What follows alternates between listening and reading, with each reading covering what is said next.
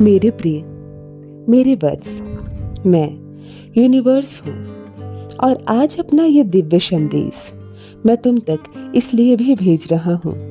एक सत्य को जान लो तुम स्वयं के बारे में। अब तुम्हारे जीवन में मंजिल अब दूर नहीं है। तुम एक इतिहास दोबारा से लिखने की तैयारी कर रहे हो।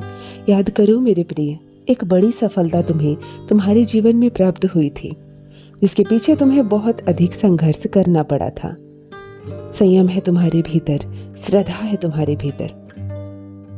नियमित रूप से तुम कार्य करते रहते हो, उसका फल तुम्हें प्राप्त हो या ना हो, तुम सुस्त नहीं पड़ते हो, अपने लक्ष्य को निर्धारित करते हो, अपनी मंजिल को समीप समझते हो और इसीलिए तुम्हारी चाल थोड़ी और अधिक तीव्र हो जाती है। और जब भी तुम परिश्रम की गति बढ़ाते हो, चमत्कार होता है तुम्हारे जीवन में और एक चमत्कारिक शक्ति तुम्हारे साथ हो जाती है। स्वीकार करो इस सत्य को कि तुम विशेष हो, तुम्हारे भीतर कुछ विशेष गुण है। हलचल सी हो जाती है पानी के भीतर जब एक छोटा सा कंकड़ भी उसमें फेंका जाता है। उसी प्रकार जब भी तुम्हें कोई चुनौती देती है, तुम तीव्र गति से उसका सामना करते हो और विजय को प्राप्त करते हो।